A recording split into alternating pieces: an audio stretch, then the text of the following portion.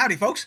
Greyhawk4x4 coming at you again, your resident vintage gamer, and it is time for our weekly AD&D campaign update against the Giants. Before we go any further, please click like, subscribe, comment, hit the bell, merch link below. Let's continue. So, as you know, our group of heroes back here has been assaulting the steading of the Hill Giant Chief as part of the Against the Giants series. And where we last left off, they had, a couple of episodes ago, they had tunneled down to the caverns below, or the basement / caverns area below the giant compound, after doing some guerrilla warfare and picking off giants here and there, burning down sections of the building above, etc. And now they decided to tunnel down, and they made their way to the area where the orc rebellion was going on, the orcs that were planning a rebellion against the bugbears that keep them captive, and also against the giants, etc., because the giants are the ones that run the joint. So they had made it there, and they had made it through the barricade that the bugbears had set up. They had started fighting the bugbears. And then there were ogres that came down to assist. And then the ogres, at some point, a couple of them ran off and said, "We got to go get the giants. We're getting our asses whipped." Some giants came down from above. Obviously, the giants were above, thinking that the party would continue their assault upstairs. So the party obviously caught them off guard by tunneling down. No one thought they would do that, including the DM. Didn't anticipate that. And they fought ogres and bugbears and giants, oh my, and they were victorious. And that's where we had to stop session before last. So we started up this session, and they had been able to regroup a little bit. They didn't rest or anything, but they knew that all of the enemies had come from two different directions. Well, same direction, but two different avenues. There was a big double hallway, 20-foot wide hallway that some of them had come down, and then some of them had come from a series of rooms to the right of that, and they decided, well, we're going to explore these rooms to the right. So they go through there, and it's a smaller little, just a little complex within a complex there, and it's soon realized that, well, this must be where all the bugbears were housed, because it's all the same type of furniture, just crappy, busted up, furniture that's not worth a shit.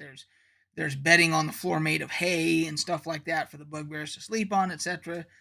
And so then they decided, okay, well, we'll poke our head out this north door, which enters into a bigger room, a great big room actually, and they could see that the giants had set up some barricades. Our gnome illusionist has a cloak and boots of the elven kind, so he's virtually invisible. So he went out and scouted it, could see that the giants in this big room had set up some barricades. Obviously, they were tired of getting ambushed and so forth, and so they're putting up defenses. And all he could see behind there was, now of course he's 3 feet tall as a gnome or whatever, so he can't see much other than some movement behind the barricades every once in a while. And so some of the party decided to go the other route to the 20-foot hallway and started going up that way. At that point, they triggered a trap. Well, not necessarily a trap. Well, it's an ambush by the giants. The giants were anticipating that they would have to come up that way. And so as soon as they were within eyesight, the stone giants, which are much more powerful than the hill giants, the stone giants come running down. That was my footrest, by the way. That noise you heard. That was not me. That was my footrest on the chair mat down here. So the stone giants come running down full speed with boulders in hand, and simultaneously, as they're booking full speed towards the party. They're throwing these boulders, and there was a little bit of a pushback from the party about whether or not they would be able to, that we needed to roll for initiative first, blah, blah, blah. The DM at the DM's call here, I'm saying that they specifically set that ambush up, waiting for the second that they saw you and knew that they were going to start running full speed and simultaneously throw their boulders, and that's exactly what happened. So, but I did concede that they could, after the Giants threw their boulders, that the party could release any arrows, any ranged attack that they wanted to towards the Giants. So the boulders are unleashed as the stone giants are running towards them, and a couple of them get walloped by these boulders. One of them, I think I rolled double damage, nat 20 double damage, and just about totaled one of them. I think it might have been Ross the Ranger. I think it was, because he was hurt pretty damn bad. I think I nailed him for he got hit for double damage, plus I think he might have got hit with another one, regular damage. He got knocked bad. He didn't get killed. None of them got killed, but they got pulverized pretty good. And so they're fighting the stone giants. Meanwhile, on the other side, through the room complex, they have decided that they're going to start entering and trying to attack one of the barricades, etc. At the same time as the other party has, at the point where they clear the stone giants, they finally take down the stone giants. There was 3 of them, I think. So you have a simultaneous attack now. You got the party going to this barricade. There's 2 barricades going this way. The gnome and the other party members going after the other one, and they kind of simultaneously enter into the room to attack the barricades. And little did they know that there was a door they knew there was a door there to the right as they entered this big room. But that was part of the ambush, was that as soon as party members got into a flanking position where they could be flanked, that door would open, and there was a particularly nasty hill giant called the Keeper. And I used this mini. This is actually a Fomorian, is what it says on the bottom, Fomorian giant. But the way it was described in the module was that the Keeper was a hideous, grotesque or hideous, one of the 2 words, hunchback hill giant that was very large and muscular. And I thought that's pretty much, you're describing this mini right here. So I used this mini, and everybody kind of liked it because it was fitting. And then he had with him, he had as his pets, and this is right out of the module, he had 2 carnivorous apes, like gorillas, with him. So now they're having to deal with that. They're having to deal with the giants behind the barricades, and they have to jump up on the barricades to try and, they got to get over them, or at least get up on them to attack. And the giants are, using that to their advantage. They're basically, taking attacks of opportunity while that's going on. And then, of course, the Keeper and the apes are getting involved too. And at one point, things switched sides where they killed the hill giants on the other side of the barricades, and then the Keeper and the apes are trying to get to them. Now but the advantage for the Keeper is he can just kind of reach over the barricade. He's tall enough, and just kind of doing whack-a-mole on the other side of the barricade, and the apes, of course, can climb lickety-split, because that's what apes do. But alas, they prevail. They survive everything, and at that point, it seems like everything has been kind of cleared, at least in the area that they're in. And then they decided, well, we're going to start checking for secret doors. I don't know what prompted them to decide to methodically start looking for secret doors, but they did. I'm not saying I wouldn't have done anything different, but they did it, and they happened to find a secret door right by a stairway that goes back upstairs. And they remembered that that staircase was the one that when they were upstairs and part of the compound up there, they had made it to the kitchen, and there were some female giants and some orc slaves and such that had retreated down. They had fled down those stairs, and the party at one point had started coming down the stairs and then thought about it and went back up. But they recognized that was the same staircase. So now they know that they know if we go back up that way, it takes us back up to the kitchen. So now they've made kind of a connection on how the compound works, upper floor, lower floor, etc. And they found that secret door. So they enter the secret door. Now, if you're any of my players that play in this campaign, you're not going to want to watch anymore because there's some spoilers involved. But I'm going to go ahead and assume none of you guys are going to watch the rest of this. But this isn't the way that Gary Gygax, when he designed this module, he did not expect the party to tunnel underneath. So I've had to adapt. I haven't changed anything on the map or whatever, but the party was never expected really to go this particular direction first, I don't think. But regardless, they go this way.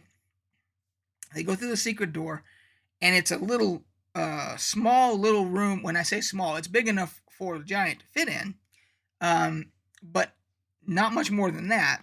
And it's designed with peepholes so that if there's a giant in there, they can see through the peephole into this big room that they've just cleared. And then on the other side of the small room, there's peepholes into another part of deeper into the dungeon there. Excuse me. And there are levers on the wall by that second set of peepholes there. And of course, the party starts messing with those and realizes that it raises and lowers some iron bars that are inside this part of the other part of the dungeon. So they enter into this other part of this dungeon, and they see sets of bars on one wall and sets of bars on another, on a south wall. And they kind of, and it's not much in here. It looks almost like an abandoned room. And so they go towards the bars on the south side. And as they get close to them, the bars, and without them touching the levers, the bars go up. So they decide not as a group to go through. The one ranger, Maze, the druid ranger, decides to go through. Of course, he goes through, and immediately the bars behind him shut. Now, they haven't touched the levers. Somebody else is doing this. Now, there's another set of bars on. Now he's in between two sets of bars. The other set opens. And at this point, there are 4 manticores released, which are like lion-headed goat things with a spiked tail and so forth. They're pretty nasty. 4 of them are released. And had he not been a druid, he'd have been eviscerated. But being a druid, he shapeshifted into a rat and went right back through the bars. Lucky bastard. Or smart. Maybe he knew that if things went sideways, he could get back through the bars. And that's why he was the only one that went through. So now you have the manticores who have come out, and they're pissed because now they can't get to him. Now the bars raise again so that the manticores can get to the party and everybody. And at the same time, a concealed door, not necessarily a secret door, but a concealed door in the same room with the manticores opens, and it's on like Donkey Kong, because the hill giant chief, his wife, the visiting cloud giant, the sub chief all come out of that room because they're figuring, here's our chance to kill this party and be done with this, between the Manticores and them. And they rush at the party, and of course the party is smart enough to go back through that small room with the levers. So the Manticores continue. Now, the way it is described in the module, the Manticores are crazed. They've been starved and they've been beaten or whatever, and they are. It said they were insane. That's the word it used. Insane Manticores. So they continued trying to chase them through into that small room and everything, and they have to start fighting those. And it pushes them back into that big room where the barricaded giants were and the keeper.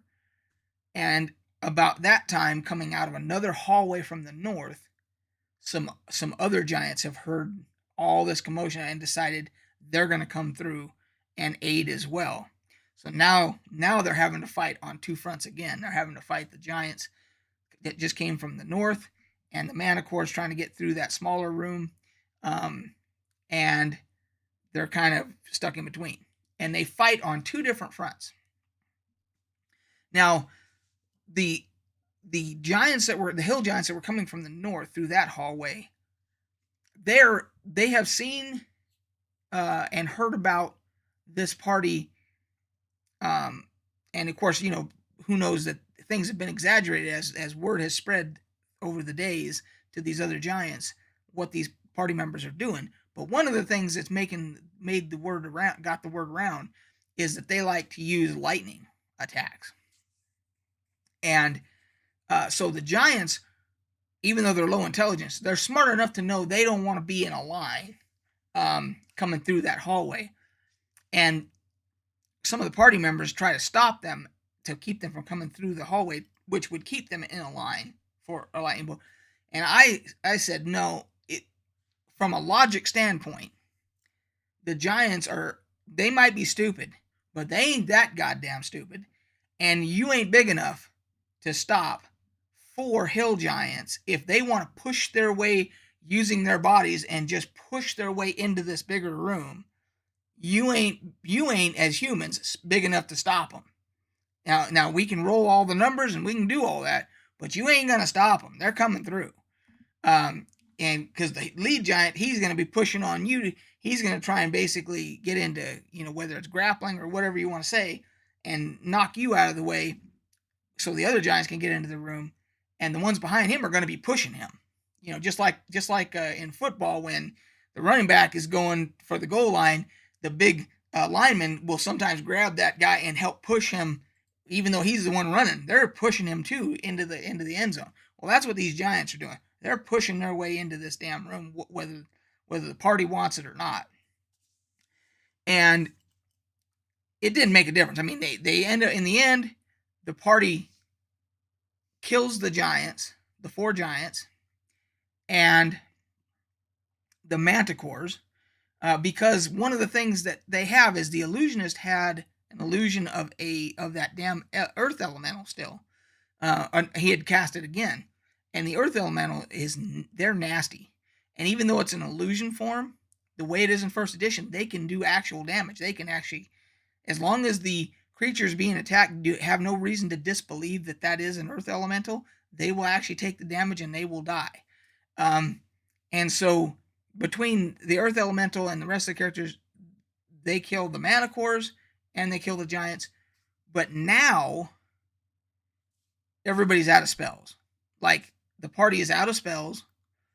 They've healed all the healing they can do. Some of them are still wounded. They need to rest badly. But it was midnight, and we had to end the game. So what we did, we decided, and you can kind of see it there. If I go this way, you can see right there. Those are the giants that are left. That's the cloud giant, the sub chief, and the chief are there, and the cave bear. Let's not forget about the cave bear. But the party has got them in that one room, and the only way they can get through is through that small door with the levers. So we're going to have to see what happens. That's where we left off. So what the party has basically done is they through guerrilla warfare, through subterfuge, through you name it, they have systematically picked apart this stronghold, and then they tunneled and got to the point where they're at now. And they have bypassed sections, large sections of this compound, and they just through happenstance they made it to the last stand of the chief, etc. Anyway, so that's where we're at. I mean, it has been it was one hell of a, it was straight D&D. The first half hour or so, we start at 7 p.m. We usually bullshit around for the first half hour while everybody gets settled and everything. And then we got started and we went straight through till midnight. No breaks, no nothing. And it was one hell of a session. So perhaps the next one, we're not playing this Friday, the day after Thanksgiving, we're not playing. It'll be the following Friday. We could see them finish this. We'll just have to see how it goes. So anyway, guys, that is your campaign update. I think tomorrow I've got, let's see, what is tomorrow? Tomorrow's Tuesday. I have a live that I do in the evening. The filming schedule is below. So with that, we will catch you on the flip side.